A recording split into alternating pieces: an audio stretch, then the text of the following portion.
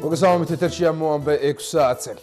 ამერიკის შეერთებული შტატების სახელმწიფო მდივნის მოადგილე მეთიუ ბრაიზა განცხადებას აკეთებს. ბრაიზა პოზიტიურად მიიჩნევს დიალოგს ოპოზიციასა და უმრავლესობას შორის ორივე მხარით და ორივე მხარის პასუხისმგებლობაზე საუბრობს. მეთიუ ბრაიზა კიდევ ერთხელ ახმოვანებს შეერთებული შტატების პოზიციას საქართველოში არსებულ კონფლიქტებთან დაკავშირებით და აცხადებს, რომ შტატები საქართველოს ტერიტორიულ მთლიანობას მხარს უჭერს.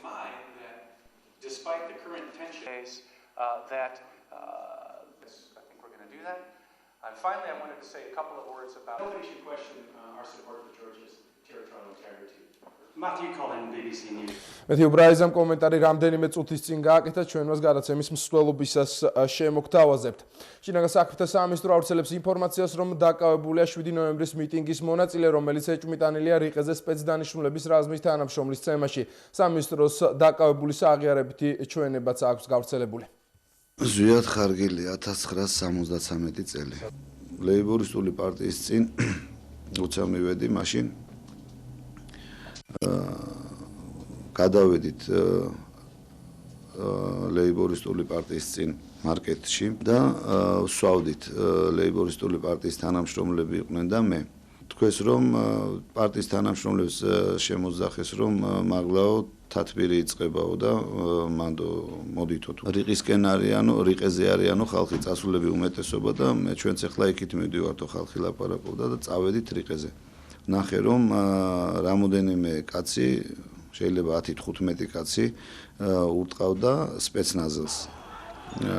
მეც ჩავერთე ამათთან ისეთი აგრესიულობით ძალიან და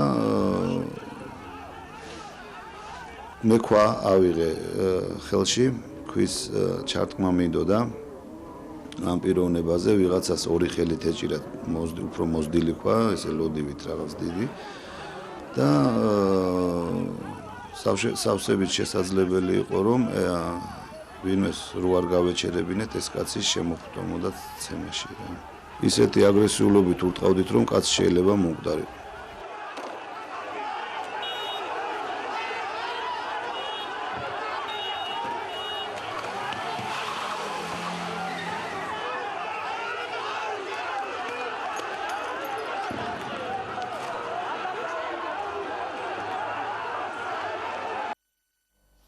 ნოემბრის მიტინგის დაშლის დროს დაშავებულთაგან ამ დროისთვის საავადმყოფოში 8 ადამიანი რჩება ჯანდაცვის სამინისტროს მონაცემებით ისინი კვლავ სტაციონარულ მკურნალობას გადიან ჯანდაცვის სამინისტროს ცნობით მათი მდგომარეობა ამ დროისთვის დაამაკმაყოფილებელია და ისინი კლინიკებიდან მალე გაეწერებიან.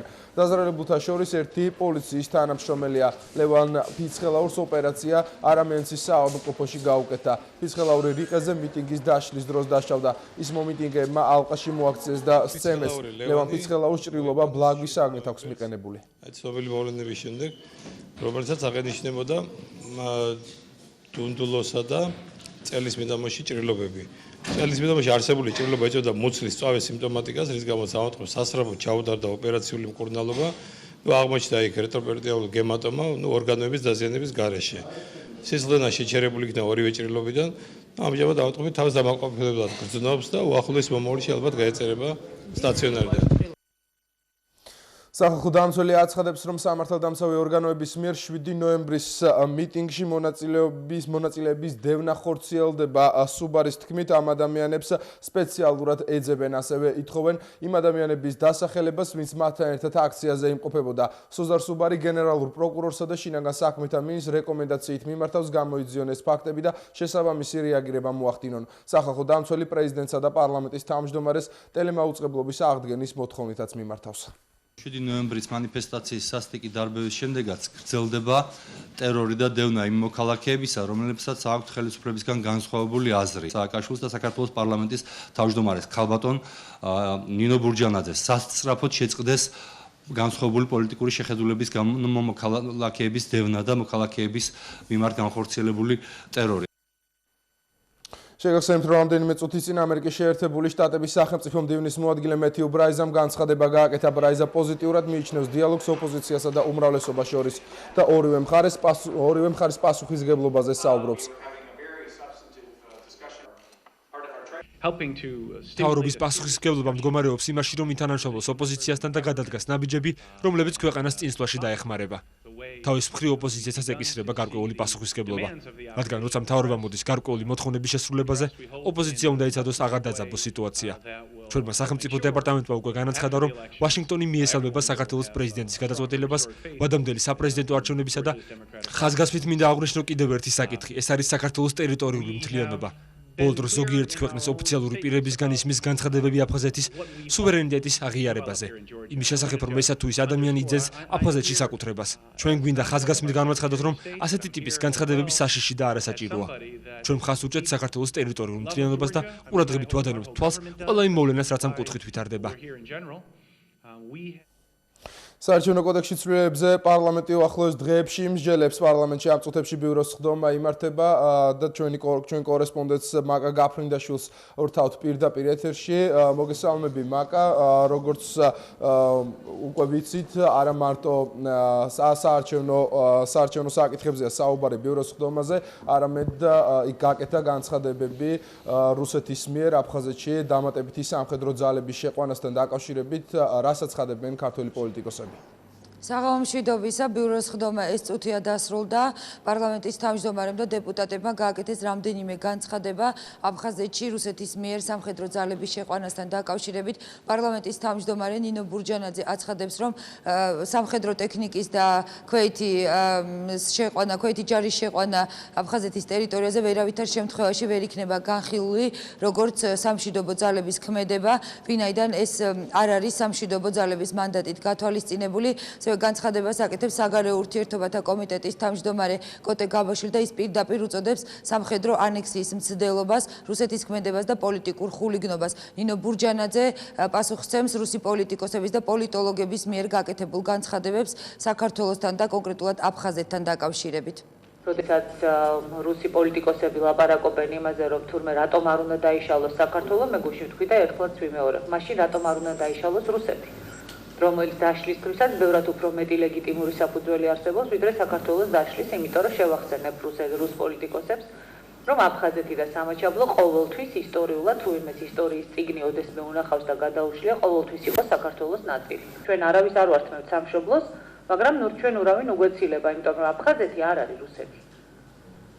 და როცა ლაპარაკობენ, რომ ჩვენთან უმოვლენო, არავინ არ აპირებს მათთან მისვლას. და სოხუმი არ არის რუსეთი. სოხუმი არ არის არც ერთი რუსის სამშობლო, გარდა იმ ადამიანებისა, ვინც იქ როგორც ფიზიკური პირები იქ დაიბადნენ. სოხუმი და აფხაზეთი არის ქართველების სამშობლო. და დღეს თუ არა ხო ეს ტერიტორია იქნება საქართველოს არა მარტო იურე, არამედ დე ფაქტო განუყოფელი ნაწილი. ეს არის კიდევ ერთხელ ანექსიის აბსოლუტური საერთოდ გაუგებარი აქცია, რომელიც ჩაიდინა ეხლა რუსეთმა და კიდევ ერთხელ მინდა რომ ყველამ კარგად გაიგოს. ხიფათის რა ხარისხზეა ლაპარაკი, როცა ჩვენ ლაპარაკობთ ამ ხიფათებზე.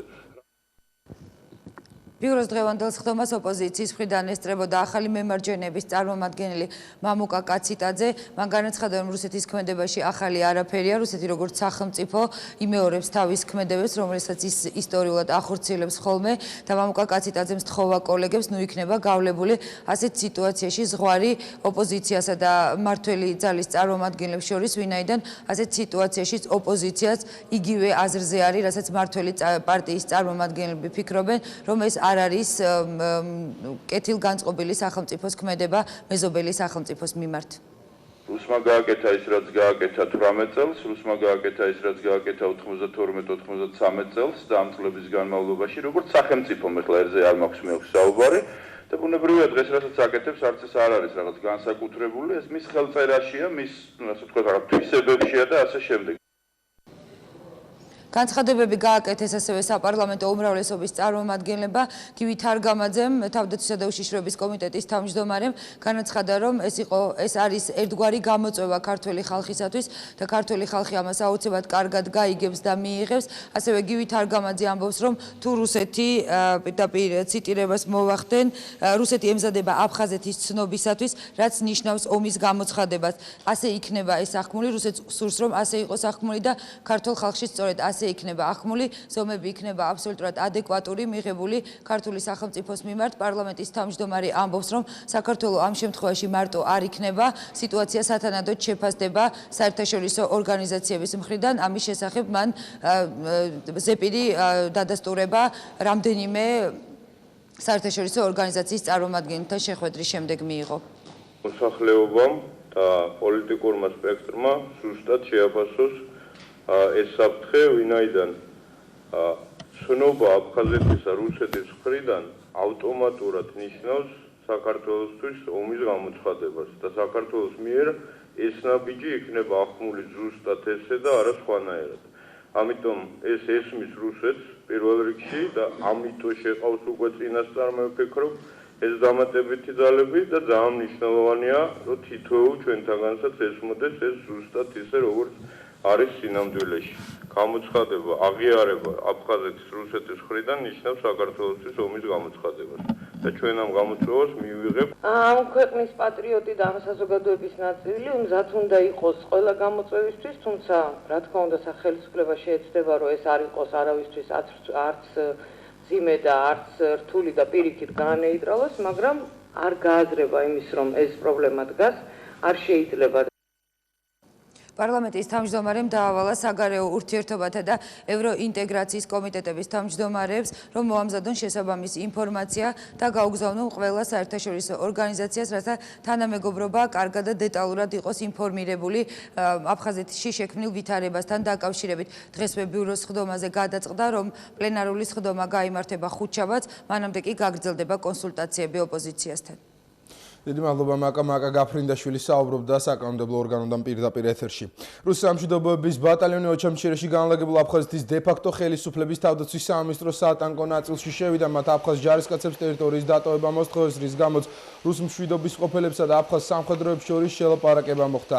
ამ ფაქტს აფხაზეთის ლეგიტიმური ხელისუფლების გალის წარმომადგენლობაშიც ადასტურებენ. მათივე ინფორმაციით რუსის სამხედროების მოქმედება აფხაზეთის დე-ფაქტო მთავრობასთან შეთანხმებული არ ყოფილა, თუმცა მათ საბოლოოდ მაინც მოახერხეს და აფხაზური სატანკო ნაწილი აიძულეს ტექნიკა დაეტოვებინათ და თავად წასულიყვნენ. მომხდარზე აფხაზეთის დე-ფაქტო ხელისუფლების რეაქცია ჯერჯერობით უცნობია.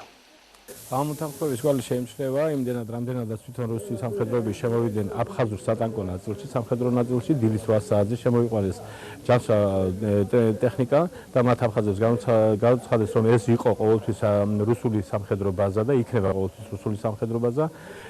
ამის შემდეგ დაშალეს აფხაზური სამხედრო შენაერთი, ნაწილი იქნა გადაყვანილი გუდაუთაში, ნაწილს კი გამოუცხადეს, რომ ისინი დადგებიან დრანდრის ციხეში და გადაყვანილი იქნებიან შინაგან საქმეთა სამინისტროს განკარგულებაში, ხოლო ნაწილი ეროვნებით ქართველები იქნენ სახლებში გაშვებული. რუსეთის სამშვიდობო ძალებმა გალის რაიონის სოფელ ჩხორთოლში ახალი დამატებითი ბლოკპოსტი გახსნეს. პოსტზე 12 ჯარისკაცი და 1 ჯავშან მანქანა განთავსებული. აფხაზეთის ლეგიტიმური ხელისუფლების ინფორმაციით ცისფერ ჩაფხუტიანები პოსტისთვის შენობა ნაგებობებს 2 დღის მანძილზე ათვალიერებდნენ. საბოლოოდ მათ მუსიკალური სკოლის 2 სართულიანი შენობა დაიკავეს, რის გამოც სკოლამ ფუნქციონირება შეწყვიტა. აფხაზეთის ხელისუფლება აცხადებს, რომ ახალი საგუშაგოს გახსნა უკანონოა, რადგან ის უსაფრთხოების ზონაში არ შედის. ეს 12 კილომეტრიან ზოლში არანაირად არ ჯდება. აქედან გამომდინარე, ბუნებრივია ეს არის უკანონოდ, თვითნებურად განლაგებული, გაძლიერებული ბლოკპოსტი. ჩვენთვის უცნობი მოტივი, არგუმენტი თუ რა გახდა ამის აუცილებლობა, იმიტომ რომ ეს არის უკანონოდ, კიდევ ერთხელ ხაზს უსვამ ამას. რუსეთს სურს, რომ აფხაზეთის კონფლიქტი მუდმივად გაყინული იყოს, ასე აფასებენ ქართველი პოლიტიკოსები რუსეთის პოლიტიკას საქართველოში არსებული კონფლიქტების მიმართ. მიხეილ სააკაშვილმა გუშინ განაცხადა, რომ ვლადიმერ პუტინის აფხაზეთში კვიპროსის მოდელის, ანუ რეგიონის ორ ნაწილად გახლეჩვის სურვილი აქვს. ამის შესახებ მიხეილ სააკაშვილს თავად რუსეთის პრეზიდენტმა შარშან მინსკის დსთ-ს სამიძე განუცხადა. ეს ძალიან ცუდი მოდელია, თუ ეს თავში უდევს ვინმე და როგორც ჩანს უდევთ. ეს ნიშნავს იმას, რომ რუსეთი ვერ იქნება და არ არის მშვიდობის ყოფილი პარტნიორი, რომელიც ცდილობს საკითხის დარეგულირებას, არამედ დაინტერესებული მხარე, რომელიც ფიქრობს ალბათ, ესე ჩანს, რომ კონფლიქტები უნდა მოგვარდეს რაღაცა მოდელით. და კვიპროსი მე მინდა გითხრათ არ არის საუკეთესო მოდელი, რომელიც შეიძლება მიბაძო. ეს არის, მე ვფიქრობ, ძალიან მოკლედ გამოხატული პოლიტიკის არსი, რომელსაც რუსეთი ატარებს აფხაზეთში. ამ პოლიტიკის მიზანია შეინარჩუნოს კონფლიქტი ეგრეთ წოდებულ გაყინულ მდგომარეობაში და არ დაუშვას კონფლიქტის რეალურად მოგვარება. მე ვფიქრობ, ეს ძალიან ევთო ცხინვალის რეაბილიტაციის პროგრამას მხარს უჭერს ვენაში ევთო შტაბ-ბინაში დახურულ კარს მიღმა ქართულ-ოსური კონფლიქტის ზონის რეაბილიტაციის შესახებ საორგანიზაციო კომიტეტის სხდომა გაიმართა. როგორც ევთოს მიერ გავრცელებულ პრეს-რელიზშია ნათქვამი შეხვედრაზე სკოლების, სოფლის მეურნეობის, ბიზნესისა და ჯანდაცვის განვითარების საკითხები განიხილებოდა. ევთო მზად არის ამ პროგრამების განხორციელებას მხარი დაუჭიროს, რაც რეგიონში მშვიდობისა და ნდობის მოპოვებისთვის სასიცოცხლოდ მნიშვნელოვანია. განცხადება ამის შესახებ ევთოს თავმჯდომარე ქვეყნის წარმომადგენელმა არტურო პერეციმ გააკეთა. საქართველოში ევთოს ხელმძღვანელის ტერი ჰაკალის თქმით, მნიშვნელოვანია აგრეთვე ისიც, რომ პროგრამის განხორციელებისას მიღწეული წარმატებები ყველა დონორს გადაეცა, რომლებიც სხდომას ესწრებოდნენ. საქართველოს ტერიტორიას რუსეთის სამხედრო ბაზების კიდევ ერთი ეშელონი ტოვებს. ცოტა ხნის წინ ამიერკავკასიაში რუსეთის ფედერაციის ჯარების დაჯგუფების დაქვემდებარებაში მყოფი ბათუმის მე-12 ბაზიდან რუსული სამხედრო ინვენტარის და ტექნიკის გაყვანის პროცესი გაიმართა. მხარეებმა სამხედრო ობიექტის საქართველოს თავდაცვის სამინისტროს კუთვნილებაში გადმოცემის დოკუმენტს მოაწერეს ხელი. სამხედრო ობიექტების მიღება ჩაბარების აქტს საქართველოს თავდაცვის მინისტრის მოადგილემ ბათუ გუთელიამ რუსეთიდან კი ამიერკავკასიაში რუსეთის ჯარების დაჯგუფების სარდალმა გენერალ-მაიორმა ანდრეი პოპოვმა მოაწერეს ხელი. დღევანდელ დღეს განსაკუთრებულად მნიშვნელობა ენიჭება იმ ფაქტიდან გამომდინარე, რომ საბოლოოდ მოხდა ოფიციალურად საქართველოს ტერიტორიაზე რუსული სამხედრო ქვედანაყოფების ყოფნის შეწყვეტა. აქედან გამომდინარე ჩვენ მოვაწევთ ხელშეკრულებას, რის საფუძველზეც ყველა ეს ობიექტი, რომელიც რუსულ სამხედრო ქვედანაყოფებს ეკავათ ბათუმში, გადმოეცა ქართულ შეიარაღებულ ძალებს და მათმა კუთვნილმა სამხედრო ტექნიკამ, ასევე მატერიალურმა ფასეულობამ, სამხედრო მოსამსახურებამ და შტაბმა მთლიანად დაიწყეს საქართველოს დატოვების პროცედურა, რომელიც რამოდენიმე დღეში დამთავრდება. სააგენტო როიტერმა გავრცელა ტელეკომპანია იმედის ხელმძღვანელობის მიერ მათთვის მიწოდებული ფოტომასალა. კადრები 7 ნოემბერს ტელეკომპანიის შენობაში სპეცდანიშნულების რაზმის შესვლის შემდეგ არის გადაღებული. შეგახსენებთ, რომ ტელეკომპანიის შენობა სამართალდამცავებთან ერთად რამდენიმე დღის წინ ევროკავშირის და საფრანგეთის საელჩო წარმომადგენლებმა დაათვალიერეს. ამის ამსახველი ვიდეო მასალა, რომელსაც თქვენ ახლა კადრში ხედავთ, კვირას შინაგან საქმეთა სამინისტროს პრესსამსახურმა გაავრცელა. შალომ თელაშვილი, რომელსაც 2 დღის წინ მიხეილ სააკაშვილმა არჩევნებში მონაწილეობა ურჩია, კამერების წინ ისევ არჩნდება და საზოგადოებას თანაპარტიელების დახმარებით მიმართავს. გიორგი გუგავამ პარტიის ოფისში გამართულ პრესკონფერენციაზე დღეს შალომ თელაშვილის მიმართვა წაიკითხა, სადაც ლეიბორისტების ლიდერი ხელისუფლებას მის წინააღმდეგ დევნაში ადანაშაულებს და საზოგადოებას პირდება, რომ რამდენიმე დღეში პირადად მიმართავს. თქვენმა გაუტეხლობა დიქტატორი იძულებული გახადა გამოეცხადებინა ვადამდელი საპრეზიდენტო არჩევნები. 8 ნოემბერს გამთენიისას ღამის 3 საათზე, როდესაც მე მძიმედ მოწამლული ვიმყოფებოდი ახლობლის ბინაში, პრეზიდენტის პირადი ბრძანებით განხორციელდა ტერორისტული ოპერაცია ჩემ წინააღმდეგ. ეგრეთ წოდებული სპეცრაზმი სულ 1000 კაცის შემადგენლობით შეიჭრნენ პარტიის ცენტრალურ ოფისში, იავარქნეს ჩემი ბინა თბილისში და მამაპაპის ფუძე ბაზალეთში. მათ დავალებული ჰქონდათ ჩემი და თანმხლებ პირთა ადგილზე ლიკვიდაცია, ხოლო შემდეგ გვამების დატოვება ცხინვალის რეგიონში. რათა გამყარებულიყო ვერსია იმის შესახებ, რომ მე თითქოს რუსეთში გავრბოდი და ეს ხმები მათ პარალელურ რეჟიმში გაავრცელეს ყველა არხით. ირინე საარიშვილი აცხადებს, რომ ის პოლიტიკურ განცხადებასთან ამიერიდან იგორ გიორგაძეს კავშირი არ ექნება. იმედის ლიდერი ამბობს, რომ ეს არ ნიშნავს გიორგაძესთან გამიჯვნას. საარიშვილის თქმით, თუ კი საპრეზიდენტო არჩევნებში ოპოზიცია ერთიან კანდიდატზე არ შეთანხმდა, იმედი საკუთარ კანდიდატურას დაასახელებს. მისი თქმით, ეს პოლიტიკურად პასიური გიორგაძე ნამდვილად არ იქნება. საწინააღმდეგო დემოკრატიის მამა საპრეზიდენტო არჩევნებთან დაკავშირებით ჩვენ გავაკეთებთ განცხადებას მხოლოდ მას შემდეგ, როცა გავარკვევთ ოპოზიცია მოვიდა გონს და შეთანხმდა ერთ კანდიდატურაზე თუ არა და ისე 4 და 5 ეყოლება, თუნდაც ერთმანეთის დაგმობის საფუძველზე. რაც შეეხება კანდიდატურებს, მე არ ვიცი, ვის კანდიდატურა შეიძლება ამ შემთხვევაში საერთოდ განვიხილავთ თუ არა კანდიდატურებს, მაგრამ მე მგონი გასაგებად თქვი, რომ იგორ გიორგაძე არის პოლიტიკურად პასიური. ცენტრალურ საარჩევნო კომისიას საპრეზიდენტო არჩევნებისა და პლებისციტის ჩასატარებლად წინასწარი ინფორმაციით 20 მილიონი ლარი დაფინანსდება. ფინანსთა მინისტრის განცხადებით პირველადი შესყიდვებისთვის 5.5 მილიონი ლარის ტრანში უკვე გამოყოფილია. ნიკა გილაურის თქმით, სესკოს დაფინანსება მთლიანად მთავრობის სარეზერვო ფონდიდან მოხდება. ერთი ნაწილი მიმდინარე წლის ბიუჯეტიდან გამოიყოფა, ხოლო მეორე ნაწილი მომავალი წლის ბიუჯეტიდან. მთავრობის ხდობაზე განხილული იქნა და გადაწყვეტილი იქნა მიღებული იქნა გადაწყვეტილება, რომ აი საარჩევნო კომისიისთვის თანხების გამოყოფისთან დაკავშირებით, მომავალ არჩევნებთან დაკავშირებით, მიმდინარეობს ჯერ კიდევ დათვლა ზუსტი თანხების, თუ რა დაუჯდება ეს, რა დაჯდება ეს საარჩევნო კომისიისთვის, რა თანხები იქნება დაკავშირებული. პირველი ტრანში იქნება 5.5 მილიონი ლარის ოდენობით, სავარაუდოდ ჯამში ეს 20 მილიონზე მეტი იქნება და სრულად ეს დაფინანსებული იქნება სარეზერვო ფონდებიდან. გერმანიის საგარეო საქმეთა ფედერალური მინისტრი მიესალმება საქართველოში ვადამდელი საპრეზიდენტო არჩევნებისა და პლებისციტის ჩატარების ინიციატივას. გელა ბეჟუაშვილთან სატელეფონო საუბარში ფრანკ ვალტერ შტაინმაიერმა აღნიშნა, რომ ეს მნიშვნელოვანი ნაბიჯია ვითარების ნორმალიზებისთვის და იმედი გამოთქვა, რომ საგანგებო მდგომარეობა და შეზღუდვები მედიაზე უახლოეს მომავალში გაუქმდება. საქართველოს მართლმადიდებლური ეკლესია დღეს წმინდა 100,000 ქართველის ათა ბევრთა მოწამეთა ხსენების დღეს აღნიშნავს. ამ დღესთან დაკავშირებით ტაძრებში ლიტურგია ჩატარდა სრულიად საქართველოს კათოლიკოს პატრიარქმა უწმინდესანა უნეტარესმა ილია მეორემ მეტეხის ხიდთან პარაკლისი აღავლინა. მეტეხის ხიდთან საქართველოს პრეზიდენტი მიხეილ სააკაშვილიც მივიდა. 100,000 ქართველი 1227 წელს ჯავალედინის შემოსევისას აწამეს. ხვარაზმელებმა მაცხოვრისა და ყოვლადწმინდა ღვთისმშობლის ხატები მეტეხის ხიდზე გამოიტანეს.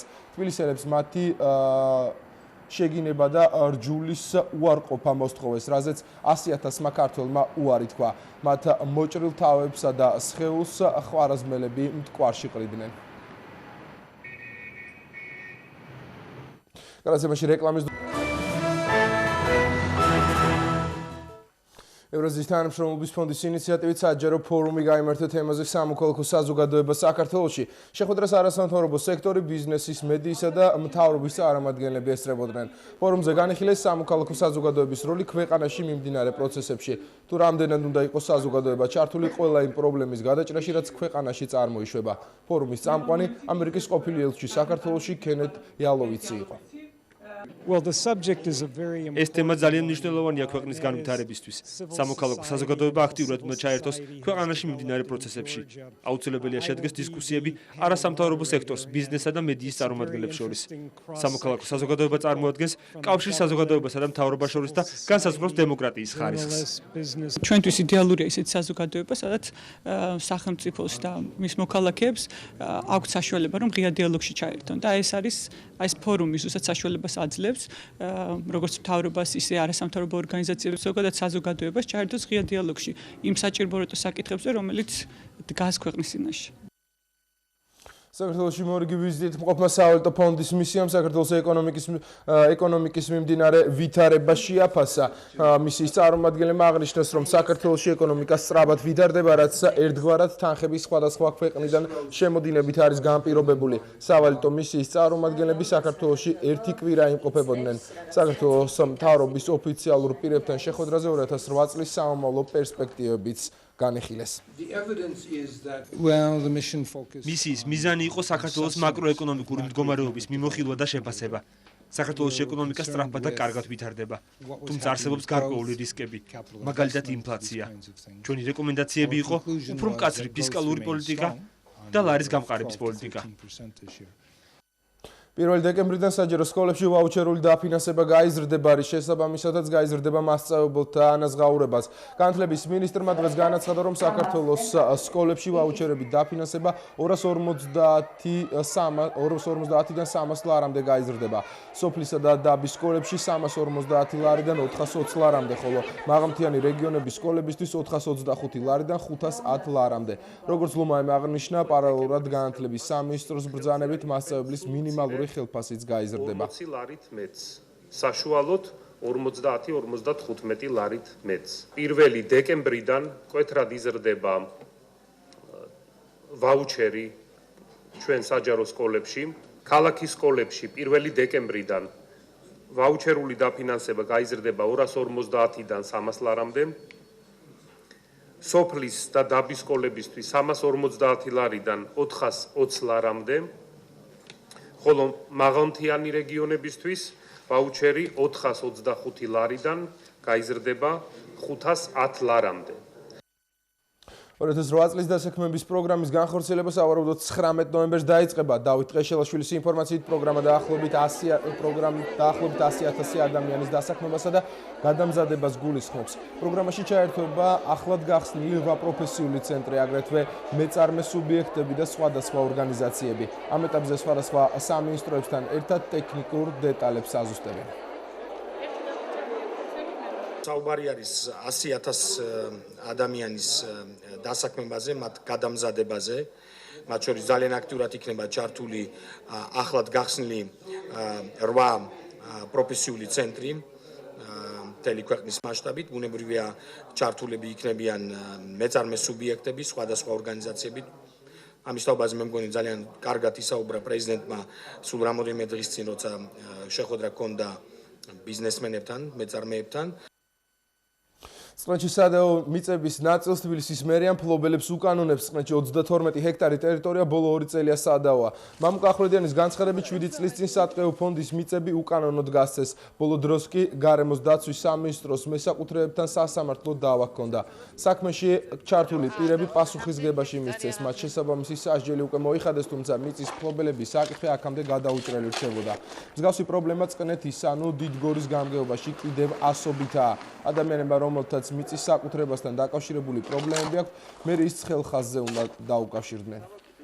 ძირითადი ეს მიწის ნაკვეთები იყო თავის დროზე პირველი ხელი და გადაყიდული, დღესდღეობით არსებობენ კეთილსინდისეერი შემძენები, ანუ ის ადამიანები, რომელთაც უკვე მეორე ხელი ან მესამე ხელი, ანუ პირველი ხელიდან იქნა გადაყიდული და ბუნებრივია ეს ადამიანები არაფერ შუაში არ არიან, როდესაც რომელიმე ჩინოვნიკმა თავის დროზე რამოდენიმე წლის უკან უკანონოდ განკარგა მიწის ნაკვეთები. მაშინ მომხდარიყო ამ სახლების ჩამორთმევა, დანგრევა, რაც ყველანაირად გაუმართლებელი, რა თქმა უნდა, კომპენსაცია და მოგეხსენებათ, ეხლა თქვენს ხედავთ ამის კომპენსაცია და ამ თანხების გადახდა რეალურად ძალიან სერიოზულ თანხებთან იქნებოდა დაკავშირებული. მეცნიერებათა აკადემიას სახელმწიფო ბიუჯეტიდან დაფინანსდება. პარლამენტის განათლების კომიტეტმა მოამზადა კანონპროექტი საქართველოს მეცნიერებათა ეროვნული აკადემიის შესახებ. კანონპროექტის მიხედვით აკადემიას გადაეცემა სახელმწიფო ქონება. ის დაფინანსდება სახელმწიფო ბიუჯეტიდან და აკადემიკოსის ხელფასი იქნება არანაკლებ 1600 ლარი, ხოლო წევრ კორესპონდენტის მინიმუმ 1000 ლარი. კანონის მიღების შემდეგ ეროვნული აკადემია ვალდებული იქნება მინიმუმ 6 თვეში დაამტკიცოს წესდება. ნოდარ გრიგალაშვილი დღეს მეცნიერებათა აკადემიის წევრებს შეხვდა და კანონპროექტი გააცნო. გასაკვირველია, ეს არ არის საბოლოოდ მიღებული. ამან უნდა გაიაროს ახლა კომიტეტებში და უნდა დაზუსტდეს ბევრი საკითხი. ძალიან გულისწყდება მაინც რომ აკადემიის ერთიანობა დაირღვა, ინსტიტუტები ცალკე არიან, თუმცა აქ ისიც ითქვა, რომ ნებისმიერ დროს აკადემიის ნებისმიერ ინსტიტუტს შეუძლია დაბრუნდეს აკადემიაში. სახელწოდება ჩვენ არ შეგვიძლია, სახელწოდება არის ისევ საქართველოს მეცნიერებათა აკადემია, დეფინიციას დაემატა საქართველოს მეცნიერებათა ეროვნული აკადემია. ეს არის კანონი არაიმდენად აკადემიკოსების შიდა მოწყობის სტრუქტურის შესახებ, რამდენადაც ეს არის კანონი აკადემიკოსებისადმი სახელმწიფო მხარდაჭერის შესახებ.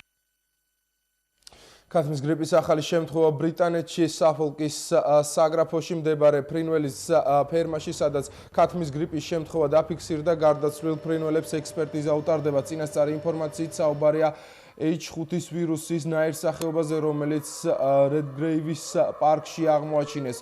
6500 ფრინველს განადგურება ემუქრება ფერმიდან 10 კილომეტრის რადიუსზე სადეზინფექციო სამუშაოები მიმდინარეობს.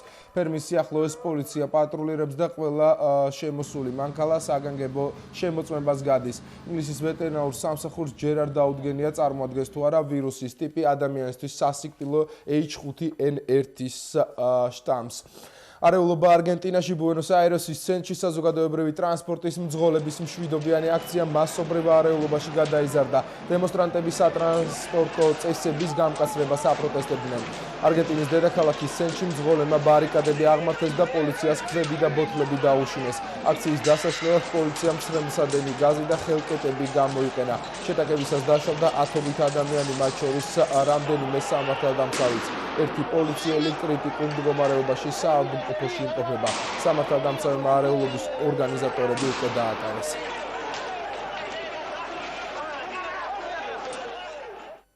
აზოვის ზღვაში 5 დაკარგული მეზღვაურის გადასარჩენად სამძებრო სამუშაოები განახლდა, ასევე მიმდინარეობს აკვატორიის ნავთობპროდუქტებისგან გამწმენდი სამუშაოებიც. ქერჩის სრუტე ეკოლოგიური კატასტროფის წინაშეა. შტორმის შედეგად ზღვაში 2000 ტონა მაზუთი ჩაიღვარა. 2 დღის წინ აზოვისა და შავ ზღვებში 6 ბალიანი შტორმის შედეგად 4 სატვირთო გემი ჩაეძირა. მათ შორის ქართული დროშის ქვეშ მცურავი ხომალდიც, რომელსაც მარიუპოლიდან ტარტას პორტში ლითონი გადაჰქონდა. ბორცვზე მყოფი 15 ადამიანი დაკარგულად ითვლება. შტორმი შავი და აზოვის ზღვებზე დასავლეთიდან შემოსულმა ბალკანურმა ციკლონმა გამოიწვია. ქარის სიჩქარე საათში 130 კილომეტრს აღწევს. ტალღების სიმაღლე კი 4 მეტრს აღემატება. მოამბე 6 საათი ამით დასრულებულია ჩვენ ეთერში.